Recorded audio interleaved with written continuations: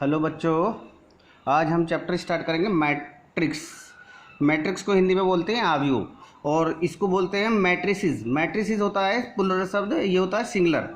Singular होता है, ये प्लुरल होता है। तो मैट्रिक्स, तो मैट्रिक्स बनाया क्यों इसका यूज़ हुआ है तो ये मैं बताऊंगा। तो ये जो हमारे पास है एक linear equation 2x + 3y = 6 and 3x - 2y = 4। ये लीनियर इक्वेशन है टू वेरिएबल मतलब इसमें x आ रहा है और y आ रहा है, ठीक है ना। तो इन इक्वेशन को हम आसानी से सॉल्व कर सकते हैं।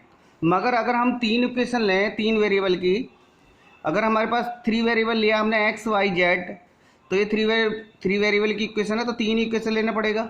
तो हम इसको भी सॉल्व कर सकते हैं, मगर ये क्या है, सॉल्व करने में हमें ज़्यादा समय लगेगा। ज़्यादा समय, तो हमें आसानी से सॉल्व करने के लिए हमने क्या करा, एक मेथड तैयार करा मैट्रिक्स, जिससे ये आसानी से सॉल्व हो जाते हैं। इसलिए इसे मैट्रिक्स बोलते हैं, जो हमने बनाया मैथ में सॉल्व करने के लिए। इसी प्रकार से 4 वेरिएबल की इक्वेशन हो, 5 वेरिएबल की हो, 6 वेरिएबल की हो, 7 वेरिएबल की हो, 8 वेरिएबल की हो, या 100 वेरिएबल की हो, तो 100 इक्वेशन चाहिए। जब 100 इक्वेशन को सॉल्व करने के लिए आपसे बोलेंगे कि 100 इक्वेशन सॉल्व कर दो, आप क्या कहोगे, सर ये पूरा दिन इसी में चला जाएगा, पूरा जीवन थोड़ी ख़राब करना है। तो इसके लिए आसानी से सॉल्व करने के लिए हमने मैट्रिक्स बनाया है, जिसे हम मैट्रिक्स बोलते हैं। तो मैट्रिक्स करते कैसे हैं, तो इसको हम ऑर्डर्ड रेक्टेंगुलर एरे, ऑर्डर्ड मतलब क्रमानुसार, यानी क्रम के अनुसार व्यवस्थित करना, और एक आयताकार सारणी में, क्रमानुसार आयताकार सारणी में व्यवस्थित करना ही मैट्रिक्स कहलाता है। मैट्रिक्स को मैंने एक ऐसे ब्रैकेट में बंद कर देते हैं, ठीक है ना। तो मैट्रिक्स का यूज़ कहाँ कहाँ हुआ, एक तो मैथ में हुआ, एक बिजनेस इकोनॉमिक्स में हुआ, डाटा इंटरप्रेशन में हुआ, इकोनॉमिक्स में हुआ। और डाटा इंटरप्रेशन का मतलब होता है जो हम ग्राफ बनाते हैं, बार कोडिंग में हुआ, और अब बहुत सी चीज़ों में हुआ। बार कोडिंग का मतलब ये हो, जैसे बहुत सारे बार लगे होते हैं और उसके ऊपर शब्द लिख देते हैं, तो वो हमें पता नहीं होते हैं, तो वो उसका यूज़ है ना मैट्रिक्स में होता है, जिसका पता वो ही लगा सकते हैं जो बार कोडिंग मतलब गुप्त रखने के लिए होता है। तो ये जैसे कोई मैट्रिक्स दी है हमें, A11, A12, A13, A1M, इसको हम जो पहली इक्वेशन होती है इसको रो बोलते हैं। ये जो 36 वाली होती है मतलब जो सीधा लिखा जाता है, और ये जो वाला है इसे हम कॉलम बोलते हैं। रो को हिंदी में बोलते हैं पंक्ति, और कॉलम को बोलते हैं स्तंभ। इसको हम AIJ के क्रम में लिखते हैं, ठीक है ना। AI यानी पहला रो, J कॉलम, यानी रो इंटू कॉलम के रूप में लिखते हैं हमेशा, यानी M इंटू N। इसका जो ऑर्डर ऑफ द मैट्रिक्स हो जाएगा M इंटू N, ठीक है ना। तो मैट्रिक्स का मतलब समझ गए, एक रेक्टेंगुलर ऑर्डर्ड रेक्टेंगुलर एरे, यानी क्रमानुसार आयताकार सारणी में रखना। जैसे इक्वेशन है आगे अब पता लग जाएगा आपको। तो ये मैट्रिसेस होता है, ठीक है ना। अब हम पढ़ेंगे types of the matrix. Types of the matrix, तो टाइप्स मैट्रिक्स होता है जो खड़ा खड़ा होता है, मतलब जैसे एक बॉक्स है जो इसमें खड़ा खड़ा, एक ये पड़ा पड़ा जो बॉक्स है, इसमें क्या करें हम कुछ भी लिख दें, जैसे 1 2 3, तो ये क्या हो गया, कॉलम मैट्रिक्स हो गया। इसमें क्या होगा, ये तो रो हो गया यानी पंक्ति, ये हो गया कॉलम। यानी रो पहला वाला शब्द होता है, पंक्ति दूसरा वाला हो, यानी M रो हो और एक पंक्ति हो, उसको हम कॉलम मैट्रिक्स बोलते हैं। या एक रो हो और N कॉलम हो, तो उसको भी हम कॉलम मैट्रिक्स बोल सकते हैं। जैसे इसको 1 2 3 4, ठीक है ना।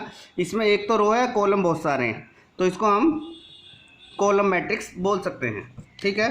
दूसरा आता है स्क्वायर मैट्रिक्स। स्क्वायर मैट्रिक्स का मतलब है जिसमें रो और कॉलम इक्वल आ जाएं, जैसे 2 4 6 कुछ भी लिख दो, 3 4 5 2 6 3। तो इसमें रो R1 हो गया, इसे रो R2 बोलेंगे, इसे रो R3, यानी पंक्ति 1 पंक्ति 2 पंक्ति 3।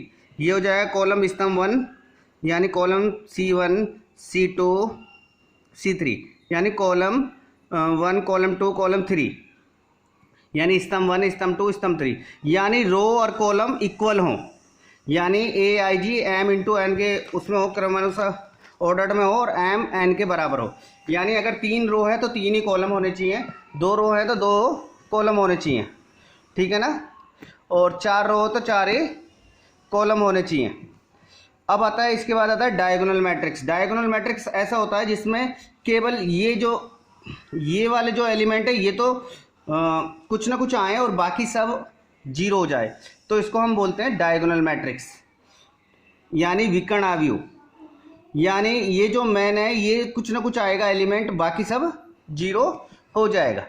ठीक है ना। स्क्वायर मैट्रिक्स समझ गए तुम, डायगोनल मैट्रिक्स समझ गए। स्क्वायर मैट्रिक्स होता है जिसमें रो कॉलम के इक्वल हो, अगर 2x2 हो, 3x3 हो, 4x4 हो। डायगोनल होता है जिसमें केवल ये जो विकर्ण आव्यूह है ये एलिमेंट हो और बाकी सब जीरो, और आई जे के बराबर ना हो। ठीक है ना। तीसरा आता है नल मैट्रिक्स, यानी ऐसा मैट्रिक्स जिसके अंदर कोई भी एलिमेंट हो, जीरो जीरो हो, उसे हम क्या बोलेंगे, नल मैट्रिक्स। तो यूनिट या आइडेंटिटी मैट्रिक्स, ऐसा मैट्रिक्स जिसमें केवल ये वाले एलिमेंट 1 1 हो, बाकी सब जीरो हो। जैसे 2x2 का मैट्रिक्स है, 2 × 2, ये m हो गया, यू n हो गया। m का मतलब m तो रो हो गए इसमें और n कॉलम हो गए, n कॉलम हो गए। इसको हम स्क्वायर मैट्रिक्स भी बोल सकते हैं, क्योंकि इसमें रो और कॉलम क्या इक्वल है। ऐसी ये I3 हो गया, यानी 3x3 का, यानी 1 1 लगाया और बाकी सब जीरो लगा दे, तो इसको हम बोलेंगे यूनिट या आइडेंटिटी मैट्रिक्स। ठीक है ना। अब प्रिंसिपल डायगोनल क्या होता है, कोई भी मैट्रिक्स लो तुम, A1 जैसे 2 3 4 5 6 7, ये कुछ भी एलिमेंट ले लो, तो इसके जो यहाँ के जो एलिमेंट होंगे, इन वाले एलिमेंटों को हम क्या बोलेंगे, प्रिंसिपल डायगोनल। क्या बोलेंगे, प्रिंसिपल डायगोनल, यानी प्रिंसिपल मुख्य विकर्ण आव्यूह। और ये ऊपर के जो होते हैं, तो ये जो बचते हैं इसे बोलते हैं अपर ट्रायंगुलर मैट्रिक्स, यानी अपर मतलब ऊपर के त्रिभुजाकार आव्यूह। इसमें क्या है, जे का मान बड़ा होता है। जैसे देखो भाई, A11 होता है, A12 होता है, A13, A14, यानी जो आई और जे ऑर्डर में होता है, तो इसको 1 1 के क्रम में लिखते हैं, 1 2 के क्रम में लिखते हैं, यानी जे का मान 2 है। A13 लिखते हैं, A4 लिखते हैं, तो यानी इसमें जे इक्वल होता है, और ये होता है लोअर ट्रायंगुलर मैट्रिक्स। इसमें आई स्मॉल होता है जे से, जैसे A31 A32, यानी आई का मान तो 3 हो गया, जे का मान 1 हो गया, 2 हो गया, यानी ये आई ग्रेटर होता है जे से, लोअर ट्रायंगुलर मैट्रिक्स में। ठीक है ना। ये हो गया टाइप्स ऑफ द मैट्रिक्स। अब आते हैं हम एक्सरसाइज पे। एक्सरसाइज, ठीक है ना। तो ये कहता है how many columns are in A, यानी कितने स्तंभ में कितने स्तंभ हैं, कॉलम ए में कितने स्तंभ हैं। तो हमने बताया था इसको बोलते हैं कॉलम C1 C2 C3। ये कॉलम 1 कॉलम 2 कॉलम 3, ये होता है रो R1 R2 R3। ठीक है ना। तो कॉलम कितने हैं आ रही इन ए में, कितने कॉलम है, 3 कॉलम है भाई, 1 2 3। या स्तंभ कितने हैं, 3 स्तंभ है। रो कितनी है इसमें, 1 2 रो हैं इसमें। ठीक है ना। रो कितनी है, 2 रो। देखो एक रो तो ये रही, एक रो ये रही ऊपर। ठीक है। ऑर्डर्ड कितने का है, ऑर्डर्ड होता है m × n। m क्या होता है, रो कितनी है इसमें, और n क्या होता है, कॉलम होता है। ठीक है ना। तो m रो कितनी है हमारे पास, रो कितनी है, 2 रो है, एक रो ये रही, एक रो ये रही। कॉलम कितने, 1 2 3। तो कितने का होगा, 2 × 3। तो एलिमेंट्स आर इन ए, कितने एलिमेंट्स है इसमें, 6 एलिमेंट है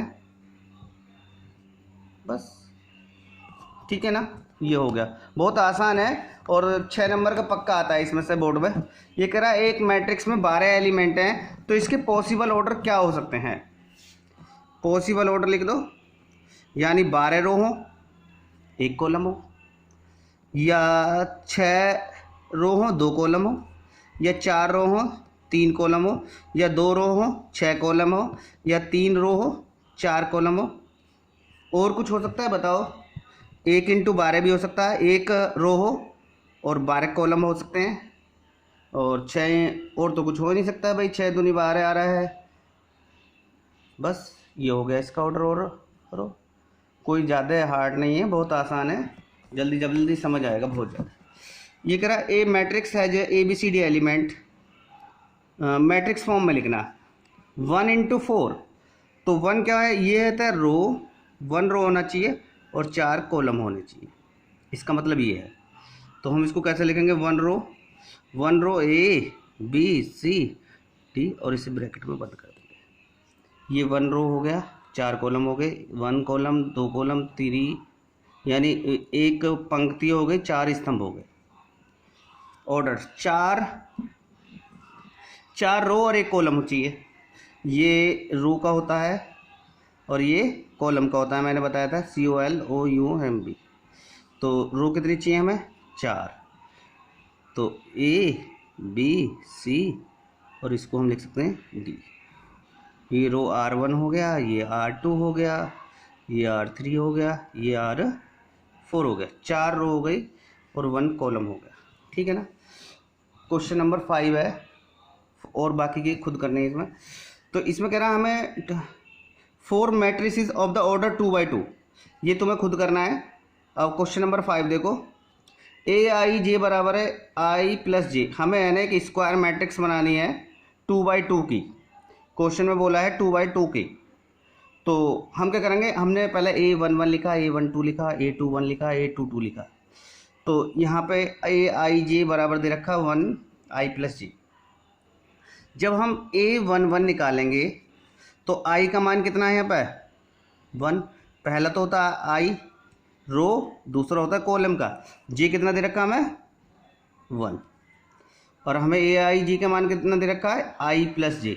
तो जब हम A11 निकालेंगे तो I की जगह 1 रखेंगे, J की जगह 1 रखेंगे, तो कितना आ जाएगा 2, पहला एलिमेंट। दूसरा निकालेंगे I की जगह 1 और J की जगह 2। तो A12 कितना निकालेंगे, 1 + 2 यानी 3। अब हमें निकालना है A21 निकालेंगे, यानी I की जगह 2, J की जगह 1। हमारे पास था I + J यानी 1 + 2। तो I की जगह 2, J की जगह 1, 1 2 + 1 यानी 3। जब हम A22 निकालेंगे तो I की जगह 2 और J की जगह 2, 2 + 2 4, ठीक है ना। तो बाकी क्वेश्चन खुद करने हैं 8 तक। ओके बच्चों।